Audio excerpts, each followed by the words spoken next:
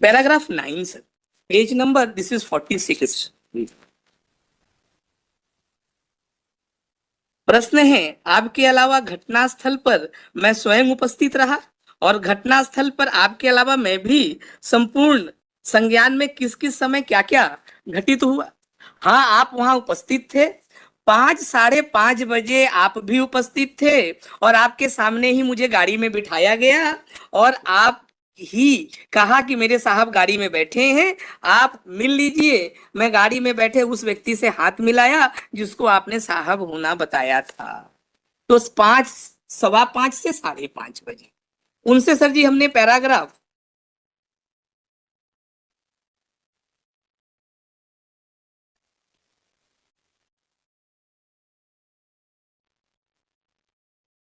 Paragraph 11 में sir जी ये पूछा, ये बात तो उन्होंने एडमिट किया, यह बात सही है कि 5:15 बजे के पश्चात जब मैं अभियुक्तों के साथ गया था तो हमने बीच में अन्य कोई स्थान पर समय बर्बाद नहीं किया था। आपके अनुसार घटना 5:15 बजे प्रारंभ होना बताया है। तो सर जी घटना जो है 5:15 बजे उनके साथ हो रही है, राजेश जैन के साथ। अब सर जी क्या होता है कि मैं, राजेश जैन, श्याम सोनी, राजेश पारिक, संतोष जैन रेडिसन चौराहे पे 5 बजे मिल रहे हैं। 5 बजे क्या होता है, राजेश पारिक, श्याम सोनी और संतोष जैन होटल सायाजी जा रहे हैं जो 1 किलोमीटर है, आया है एविडेंस में हम सब, 1 किलोमीटर है होटल सायाजी। और घटनास्थल से उसी रेडिसन चौराहे से उस घटनास्थल पे जा रहे हैं जहां पे एब्डक्शन हुआ है। हम यहाँ सब जी स्विफ्ट गाड़ी से जा रहे हैं, यहाँ टवेरा गाड़ी से जा रहे हैं। घटनास्थल पुलिस ने कहा है लगभग 1 किलोमीटर था और सायाजी होटल 1.5 किलोमीटर है। घटनास्थल पे जैसे ही पहुंचते हैं हम कहते हैं कि साहब, प्रोसिक्यूशन के एलिगेशन है, हम कहते हैं कि साहब हमारे गाड़ी में बैठे हैं। राजेश जैन गाड़ी से उतरते हैं और उस गाड़ी में बैठ जाते हैं जिसमें अभियुक्त हैं। गन पॉइंट पे उनको एबडक्ट कर लिया और जैसे ही एबडक्ट किया उसी समय सर जी संतोष जैन का फोन आ रहा है। उसी समय संतोष जैन का फोन आ रहा है जिसमें कहा कि भाई मैं फंस गया हूं, जल्दी आओ, और किसी आरोपी ने छीन करके काट लिया। अब सर जी ये तो बात किसकी है, राजेश जैन की। अब संतोष जैन क्या कह रहे हैं, संतोष जैन कह रहे हैं कि साहब हम तो सायाजी होटल पहुंचे, वहां पहुंच के पहले मैंने 10 मिनट इंतजार किया, कोई नहीं आया। फिर आधा घंटा इंतजार किया, कोई नहीं आया। फिर जो है हमने फोन लगाया तो राजेश जैन ने घबराहट भरी आवाज में बोली, भाई मैं फंस गया हूं, जल्दी आओ। तो 5:15 बजे से 45 मिनट बाद आपने फोन किया तो वो फोन तो 6 बजे आया। चलिए आपके पास 5:15 बजे आया, थोड़ा समय का कॉन्ट्रडिक्शन है। अब ज्यादा पे आते हैं, एफआईआर करता तो कहता है साहब मेरे पास तो फोन 6:30 बजे आया। तो एफआईआर कर्ता के पास जो फोन किया गया था वो किस क्रम में किया गया था, जैसे ही संतोष जैन का फोन आया और जैसे उसको सर जी काट दिया गया तो नेक्स्ट एक्ट मतलब within some moment 5 second 7 second बाद 5:15 बजे एफआईआर कर्ता को फोन किया गया। तो मतलब जो एफआईआर कर्ता को फोन किया गया था वो 5:15 बजे किया गया था, उसने 6:30 बजे रिसीव किया। और जो है 6 बजे फोन किया था संतोष जैन ने, उसको राजेश जैन ने 5:15 बजे रिसीव कर लिया। Sir electronics, sir I am engineer, electronics का फ्रॉम आईआईटी खड़गपुर। नहीं वो तो सर बात की चीज है। नहीं आईआईटी खड़गपुर से नहीं है, कहाँ से है बता दूंगा समय आए। अच्छा ठीक, तो अगर हम बोलेंगे तो मेरे ऊपर एक और होगा कि that I have depots falls in this court. चलिए बहुत अच्छी बात है, आइए। हाँ सर मेरा आधार कार्ड नहीं है, मेरे पास वोटर आईडी नहीं है, ये भी जान लीजिएगा। And I have been to Pakistan 8 months। Sir please चलिए कोई बात, अभी बताइए, मुद्दे पर आइए। तो अब सर मुद्दे पे आते हैं। हाँ।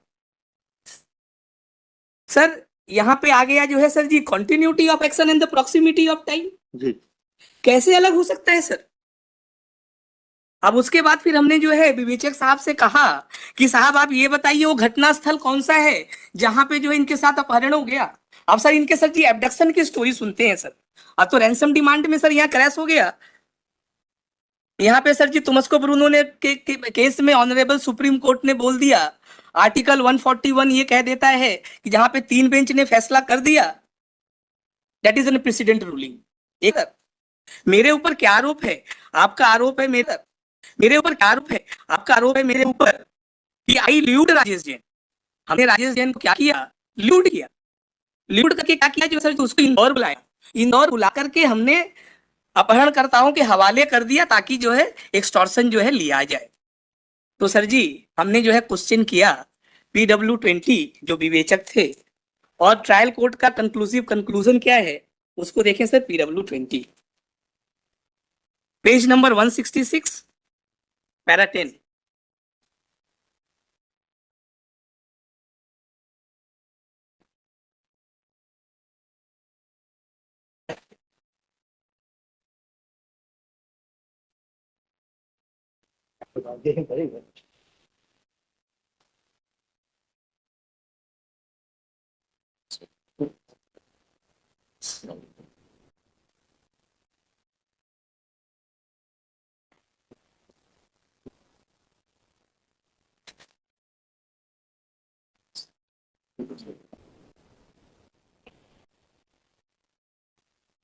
सर पढ़ें सर जी। पैराग्राफ 10, मैंने अभियोग पत्र प्रस्तुत के पूर्व सौदे के संबंध में कोई जानकारी नहीं ली। प्रश्न, राजेश जैन को इंदौर जाने के लिए उस्काया गया था, यह निष्कर्ष आपने किस आधार पर निकाला?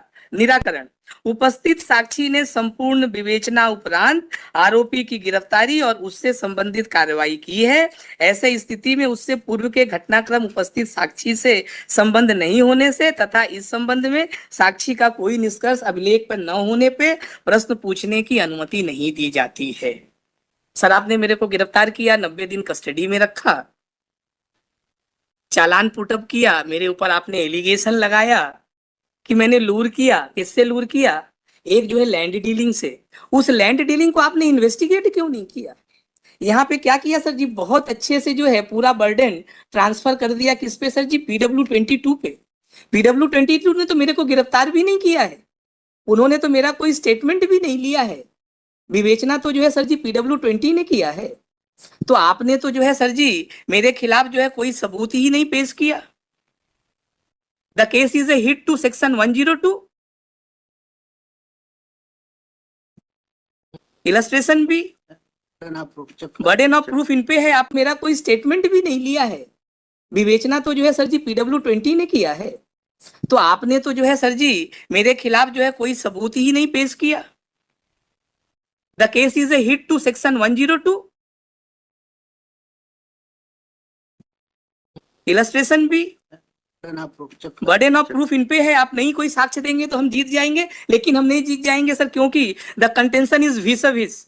हमने कहा है कि अबडक्शन नहीं हुआ है, तो बर्डन ऑफ प्रूफ 106 में हमारे ऊपर भी है, तो जो है सर जी उसको हमने कैरी किया है। हम आते हैं सर जी PW22 पे,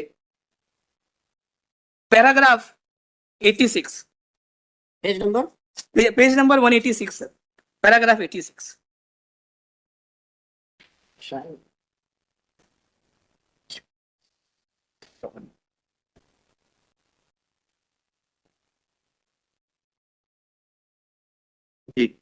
दिनांक 28/8/2013 तक आपको आपके वरिष्ठ अधिकारियों के कथित रेड करने वाली टीम को क्या यह ज्ञात था कि कथित अपहरण किस जिले से हुआ था?